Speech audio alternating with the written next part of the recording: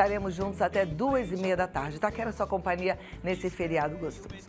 Agora, como eu te falei, a gente começa o programa com esse assunto importante, que tenho certeza que pode te ajudar. Muitas coisas no dia a dia nos aborrecem. Agora, dar vazão a esses aborrecimentos, tendo explosões de raiva, podem ser extremamente prejudiciais à saúde. Alguns estudos científicos mostram que, ao ter essa explosão momentânea, acontece uma liberação hormonal que, em dose excessiva, pode ser extremamente tóxica para o seu organismo, podendo levar às doenças cardiovasculares sérias, inclusive ao infarto. Então, hoje, nós temos um bate-papo para tentar entender como podemos, se podemos, segurar nosso nervosismo, nossas emoções exacerbadas no momento de irritabilidade. Quando a gente recebe aquela ligação chata do telemarketing ou quando a gente precisa resolver um problema na conta de água, de luz, a conta da televisão por assinatura, então, alguém te dá uma fechada no trânsito, situações que podem gerar explosões de raiva. Será que a gente deve controlar?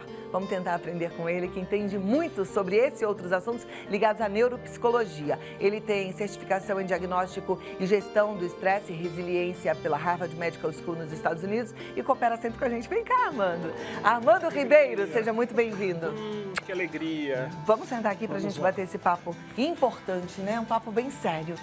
Com certeza. Eu vejo muita gente ficando nervosa e às vezes eu vejo que a turma fica nervosa até com a pessoa errada, que é aquela pessoa que está ali só para responder o protocolo e que não tem, muitas vezes, autonomia para, de fato, resolver. Sim. Né?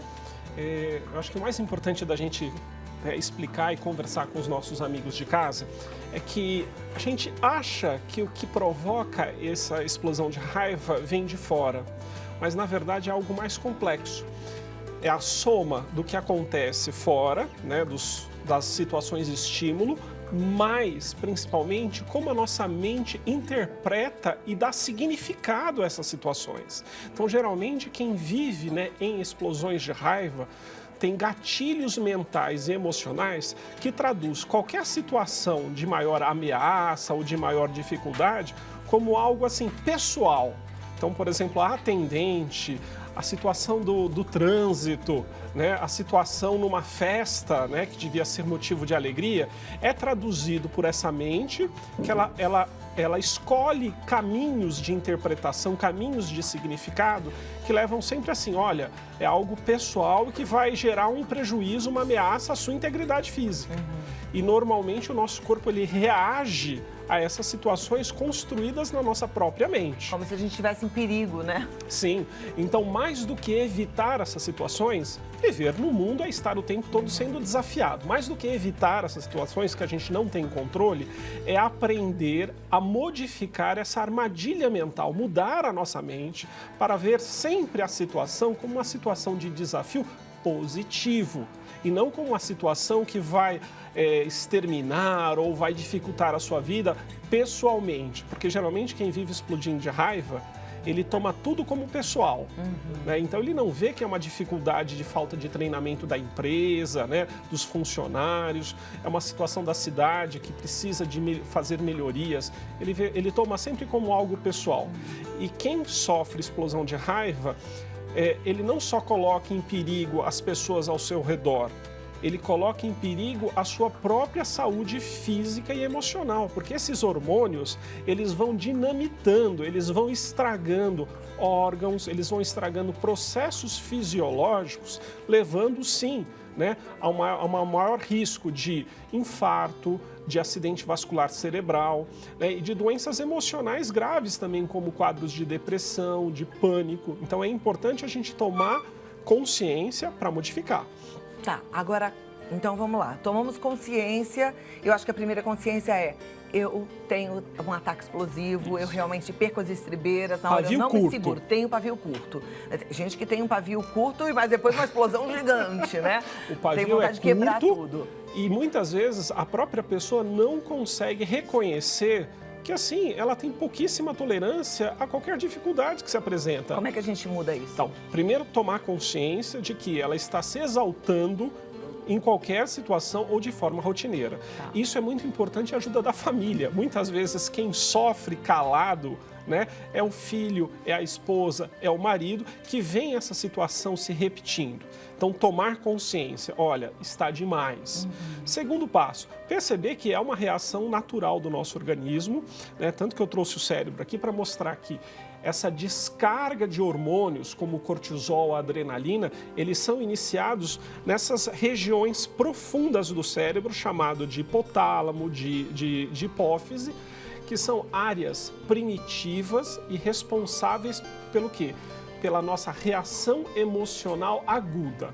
Então, nós temos um mecanismo de defesa e a raiva faz parte desse mecanismo de defesa mais biológico, que assim, se você se sente ameaçado, o teu corpo instantaneamente ele te prepara para lutar ou fugir. Na situação da raiva, você está disposto, você está mais tendencioso a buscar luta, situações de luta, sem pensar racionalmente. Lembrando que todo esse mecanismo, que é interno, é profundo, ele foge dessa capacidade mais externa ao nosso cérebro, que é chamada de área da razão, de você pensar com razão. Então, toda e qualquer estratégia para mudar isso na vida das pessoas é diminuir essa reatividade emocional. Um dos meus professores em Harvard, ele até criou um título, né? Ele chama de sequestro da amígdala. Ele diz que qualquer situação que te tire do seu próprio controle, né? O que acontece? A sua amígdala cerebral, ela toma conta de todo o seu raciocínio, ela toma conta da sua percepção do mundo.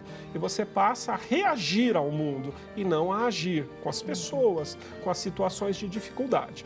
Então, para diminuir o sequestro da amígdala, a amígdala toma conta do seu cérebro. Primeira coisa, a gente precisa de criar aquele tempo mental, físico, através da contagem da respiração, através de lembrar de tomar um gole d'água. Então a gente faz pequenas atitudes que estão ao nosso redor, nada muito complexo, que possa dar alguns segundos entre a sua possibilidade de simplesmente reagir inconscientemente e racionalmente, tá? E dar um segundo para que o seu córtex cerebral, ele tome consciência e ele fale assim, para, o que está acontecendo comigo agora? É necessário? É necessário que eu altere o tom de voz? É necessário que eu bata na mesa, que eu quebre um copo? É necessário? A gente precisa de desenvolver e cada vez mais a gente percebe que o cérebro é um órgão maleável, flexível. Então, às vezes, o que acontece? Essa pessoa que sofre de explosão de raiva, ela teve modelos de pessoas que simplesmente reagiram às situações, modelos de pais, modelos de amigos, modelos de pessoas próximas, que simplesmente deixavam o sequestro da amígdala acontecer de forma repetida. Então ele precisa retreinar o seu cérebro, primeiro, tomando consciência de que o pavio está curto demais e é desnecessário. Isso gera sofrimento nos familiares, isso gera sofrimento para ele mesmo, porque depois de uma situação de explosão de raiva, vem a culpa, vem a angústia. Por que eu fiz isso? Por que eu falei essas palavras tão duras para a pessoa que eu mais amo? Será que elas merecem, né? Será que era preciso? Então é fundamental tomar consciência de que o pavio está curto demais, a tolerância está baixa demais. Segundo, criar esse espaço entre a situação e a reação. Aprender a respirar. Aprender a ter um gole d'água, ter sempre algo que dê aquele segundo entre a situação, o estímulo e a sua resposta. Às vezes, até para pacientes, eu falo, ande com balas, ande com pequenas comidinhas, né? Por que pequenas comidinhas? Porque é o segundo necessário entre o estímulo e a sua resposta explosiva. Uma pessoa que viva sofrendo disso, Cláudia, é importante a gente até falar com os nossos colegas de casa, às vezes já se torna um transtorno mental. Então já se torna uma doença, já é uma raiva patológica. Essa situação da raiva patológica, ela vai precisar, sim, muitas vezes de tratamento medicamentoso e de psicoterapia. Por quê?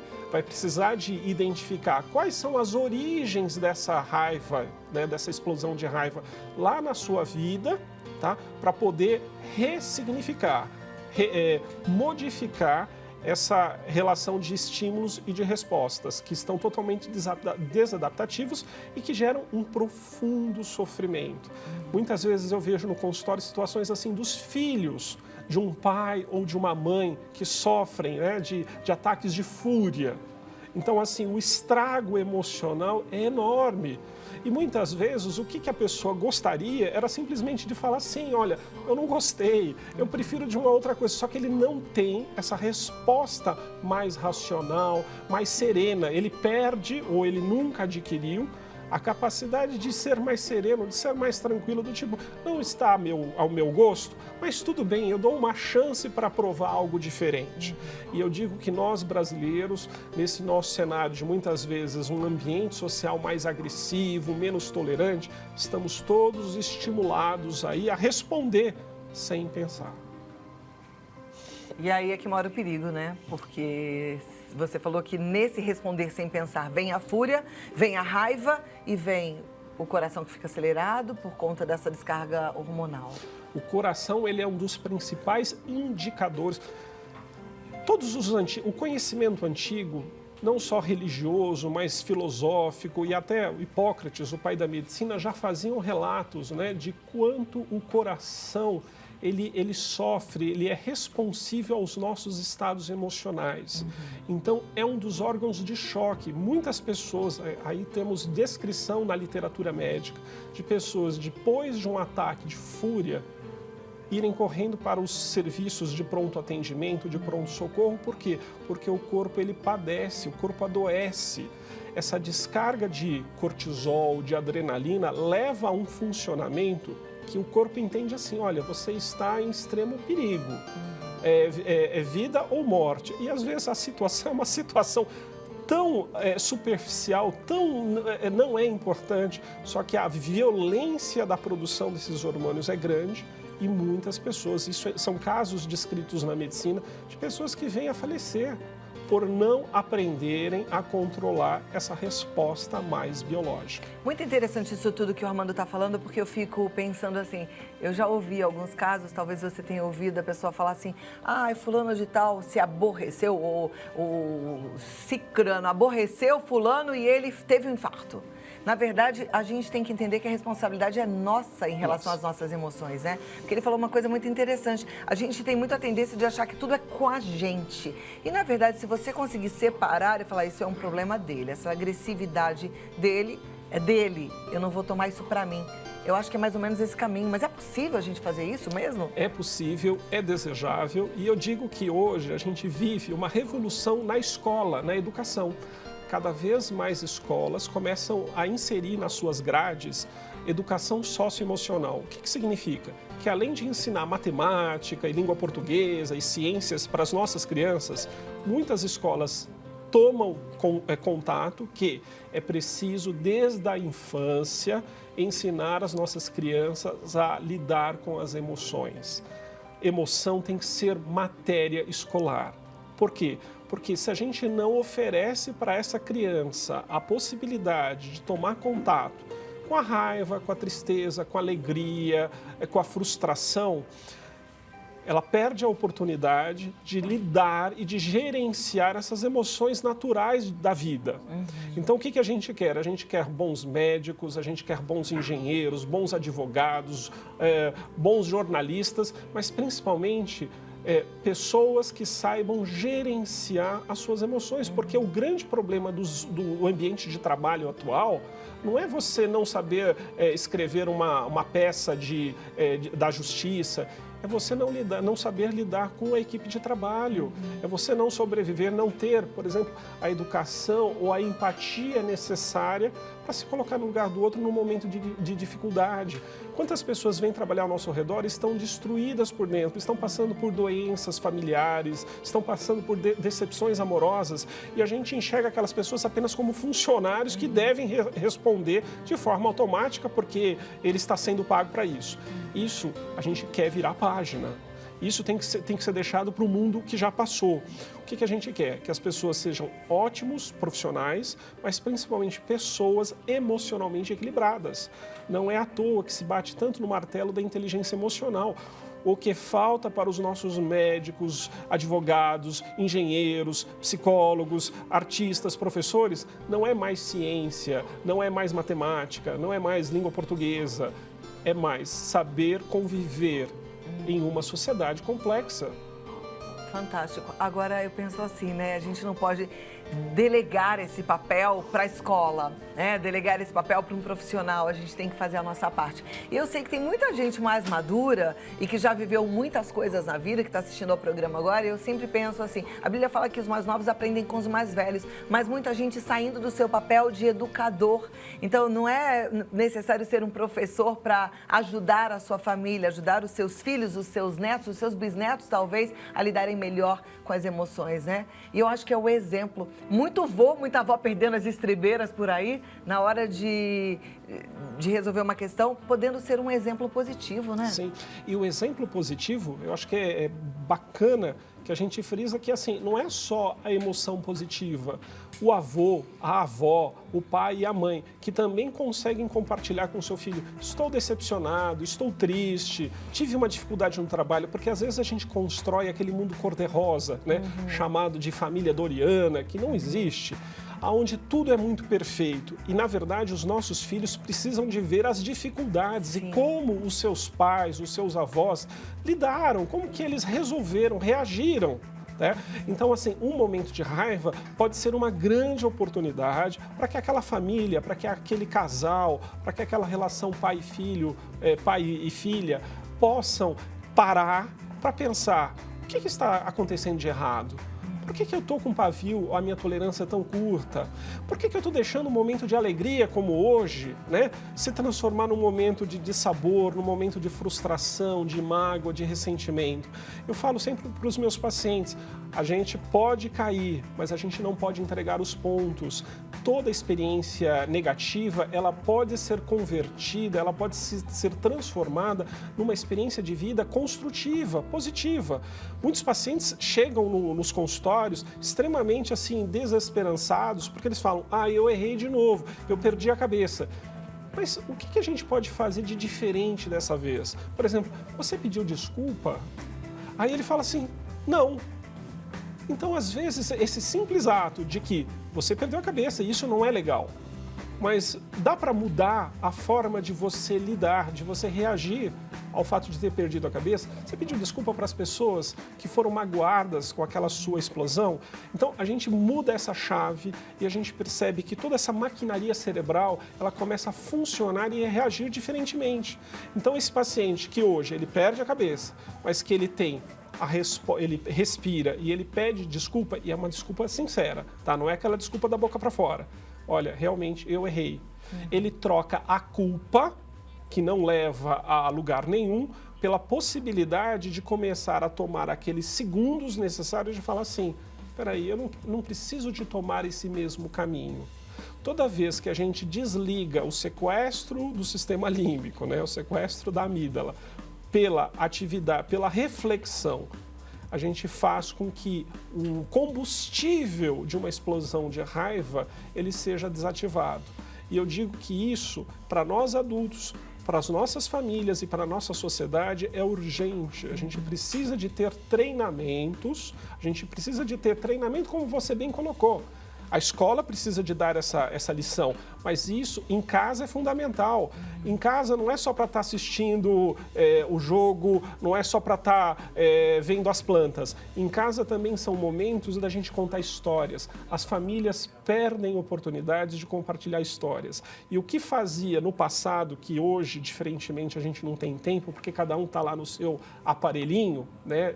Desconectado da vida e ligado em algum outro lugar, é que contar histórias é dar modelos de como reagir às situações. Como que o meu avô reagia a uma situação na vida dele quando ele era mais jovem, quando ele tinha dificuldades tanto como as que eu tenho. Então, hoje, a gente é carente de ouvir histórias reais das pessoas próximas. Às vezes a sua avó, às vezes a sua tia, a sua vizinha, o seu vizinho, ele tem a chave de como você pode enfrentar uma situação que te leva a uma crise de raiva de uma maneira mais tranquila, mais serena. Fantástico. E é isso mesmo, tá falando de raízes culturais e a gente pertence a uma raiz cultural, né? Tem uma história familiar. Tem várias perguntas que já chegaram aqui, a gente divulga quando é um programa assim especial, a gente divulga na nossa rede, na nossa lista de transmissão e a turma participa. Obrigada a vocês que mandaram as perguntas. A Jaci de São Paulo, ela quer saber assim, como lidar com pessoas explosivas, descontroladas, o que fazer? Boa pergunta. Então, a pessoa explosiva, muitas vezes, se é numa frequência e numa intensidade muito grande, provavelmente ela pode estar sofrendo de uma doença. Então, existem alguns transtornos mentais que, numa fase mais adiantada, a manifestação é na forma de uma baixa tolerância e uma agressividade solta. Quadros de depressão, geralmente a gente imagina sempre a pessoa que sofre de depressão como aquela pessoa que está prostrada, que está no canto. Algumas pessoas, e isso ainda é uma incógnita, né, um mistério para a medicina, algumas pessoas em depressão reagem à depressão se tornando menos tolerantes e mais agressivas. Então, em crianças e adolescentes, se chama tecnicamente de disforia. Disforia é aquele mau humor que rapidamente leva a uma resposta mais agressiva. Então, nesses casos de uma intensidade, de uma frequência grande, se é alguém que ela conhece, que é importante que ela dê um toque, precisa de procurar uma ajuda médica e psicológica, porque não é natural e não é esperado que a gente tenha ataques de fúria o tempo todo. Tá, e se não for, por exemplo, uma doença, como você está sugerindo, se for só aquelas pessoas que têm as explosões e o descontrole, mas são eventuais, Olha, nesse momento, o que a gente faz? Então, se é uma situação eventual, eu acho que também é uma oportunidade para que essa relação, né, essas duas pessoas possam abrir aquele cantinho da conversa, né, mostrando assim, olha, tem uma outra forma de você mostrar descontentamento, de você mostrar que não é desse jeito que você gosta. Então, às vezes, a gente precisa de recuperar aquela coisa que se chama diálogo, que a gente esqueceu e a gente acha que hoje está dialogando demais, mas, na verdade, está cada um no seu smartphone, desconectados, né, desconectados no mundo. Então, a ideia, assim, pode ser uma oportunidade para estabelecer uma conversa e falar assim, ó, eu aceito a tua crítica, mas eu gostaria que fosse de uma outra forma. Estabelece essa comunicação. Hoje, alguns cientistas americanos falam assim, você pode falar qualquer coisa, desde que primeiro você estabeleça uma conexão com a pessoa. Não chega numa relação que não existe, tentando oferecer crítica ou tentando oferecer sugestão, se você não estabelece uma conexão afetiva. Então, conexão afetiva é olho no olho, presença a presença, vamos tomar um copo d'água, vamos tomar o famoso cafezinho.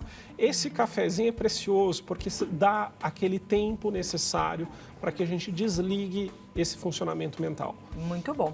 Próxima pergunta. À noite, quando vou dormir, eu percebo que aperto a mandíbula e fico com ela dolorida. Isso tem a ver com as minhas explosões de raiva? É a Kátia Gonçalves, do Rio de Janeiro. Olha só, uma outra situação ótima, porque esse tipo de comportamento, né, muscular das mandíbulas está muito relacionado a tanto crises, né, quanto sintomas de ansiedade. Então, geralmente, pessoas muito ansiosas têm uma contração muscular do músculo do trapézio, dos ombros, dos braços, chegando aqui a essa região, né, da cabeça e mandíbulas.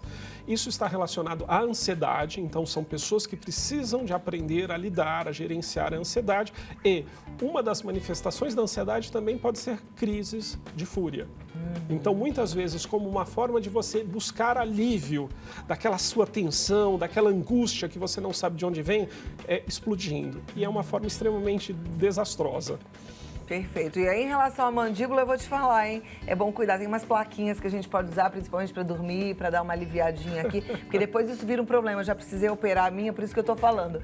Se a gente pesa muito aqui, a gente tem um desgaste da articulação que não é legal. Karina, é Karina que perguntou? É Karina Gonçalves. Próxima pergunta. Boa tarde, meu nome é Ana Paula, sou de Juatuba, Minas Gerais. Tenho essas explosões de raiva, um nervosismo que me chateia, porque acabo perdendo a paciência com os meus filhos. Isso começou a acontecer após o meu último parto. Em alguns dias do mês ficou assim. Pode ser devido ao uso de pílula que tomo sem pausa. Tenho um filho de 2 anos e uma filha de 1 ano. Sim, olha que interessante. Então, a gente tem vários mecanismos possíveis. Um deles, o mecanismo mais hormonal. Então, toda vez que a gente tem mudanças muito abruptas no ciclo hormonal, por causa de medicamentos ou da própria natureza fisiológica, Algumas pessoas, mulheres, por exemplo, percebem que se tornam mais irritadiças e menos pacientes. Aí tem que ver com o próprio médico se aquela medicação ela pode ser modificada, dosagem, tipo. Uma outra situação, existem pessoas que não têm um transtorno mental, mas que têm uma personalidade pavio curto. Pessoas que têm uma personalidade pavio curto são pessoas que precisam urgentemente de buscar alguns treinamentos. Hoje a gente fala muito de um treinamento chamado de mindfulness ou atenção plena. São pessoas que precisam de aprender e treinar técnicas de respiração, técnicas baseadas na yoga, na meditação, para retreinar o seu cérebro e modificar esse aspecto da sua personalidade. E Ana Paula, se me permite, eu que já passei por isso com 2 filhos, agora eles cresceram. Tem um que já vai casar, a outra já é uma moça. Eu vou te falar, nesse momento, uma filha, né, de 2 aninhos, um filho de 2 aninhos e uma filha de 1 ano, eu fico pensando que você deva estar esgotada, cansada, isso é normal. Agora, um conselho que eu te dou é assim, claro que esse cansaço é verdadeiro, mas não se cobre tanto e curta mais, porque eles crescem. É uma fase que vai exigir de você, mas curta bastante. Tenta ser mais tranquila e generosa com você mesma, sabe? Nem tudo precisa ser tão arrumadinho, nem tudo precisa ser tão controladinho. Curta o momento, porque, ó, voa. Viu, Cláudia? Adorei tua sugestão e, assim, às vezes, essa manifestação dela é um pedido de ajuda. É falando para a família assim, ô marido, ô mãe, ô pai, ou pessoas próximas, estou precisando de ajuda, está pesado demais. Então, dê um desconto, né, não se cobre tanto e peça ajuda das pessoas próximas. E às vezes a pessoa não vai ajudar, viu, Armando? Porque às vezes não tem ajuda. Às vezes o marido trabalha o dia inteiro e chega cansado. Às vezes a sogra não está afim de ajudar, enfim. Tem lá as questões. Aí eu acho que ainda tem mais uma sugestão, que eu aprendi também assistindo tantos programas de televisão dessas que tem as babás lá mágicas, né? Organizar mesmo, sabe? Fazer aquela coisa de roteirinho. O que eu vou fazer agora? O que eu vou fazer depois? Uma atividade para eles enquanto você cozinha. Uma outra brincadeirinha enquanto você arruma a cama. Colocar para ajudar. Então, assim, é com a nossa criatividade. A mulher sabe edificar a casa, tem a sabedoria, criatividade e leveza. A vida é linda, então viva o melhor dela. Próxima pergunta é da Ana Paula. Ana Paula de Jundiaí. Gostaria de saber o porquê de vez em quando vem aquela raiva e eu não posso soltar. Logo em seguida me dá uma dor na nuca e a vista fica embaçada. Olha que interessante. Como a raiva, ela é a intensificação da produção de alguns hormônios, neurotransmissores e hormônios, principalmente o cortisol, a adrenalina. A raiva ela tem uma relação muito estreita com o estresse, que é responsável por 90% das doenças atuais, do mundo atual. Então, essa dor na nuca, essa alteração visual, são consequências mais tardias dessa produção excessiva de hormônios. Esses hormônios, inicialmente, eles servem para nos dar energia. Então, você tem mais energia, mais disposição para enfrentar a ameaça. Ao longo do tempo, eles começam a danificar, a prejudicar o funcionamento correto. Por exemplo, os músculos, eles vão ficando cada vez mais tensos, às vezes até gerando lesões musculares. Então, a dor, a cefaleia tensional e essa alteração visual é o resquício do excesso de hormônios produzidos por um ataque de raiva. Mas é legal que você percebe bem, né, quando você tem raiva, onde é que você sente a nuca, a visão. O corpo fala, muito o corpo legal. grita. Então, é bom que a pessoa perceba, né? Eu achei muito interessante a sua percepção. Próxima, Cláudia, quero saber do doutor. Eu sou assim. Quando começo a falar, só acabo a raiva quando falo tudo, aí sinto que fiz besteira. Como controlar para não fazer? Isso tem algum exercício para fazer na hora e segurar o que tem a falar? Sou nervosa demais, ansiosa. Beijos, Cláudia. Obrigada. Qual é o nome dela? Ela não disse. Não disse? Olha só, essa é uma situação muito comum nas nossas vidas e nos nossos consultórios, né? Essa pessoa que ela lida com a raiva despejando tudo para fora. E muitas vezes criam-se estragos que não dá para se consertar. Então, isso no ambiente de trabalho gera um conflito e gera uma situação insuportável. Isso no ambiente familiar gera brigas e afastamentos.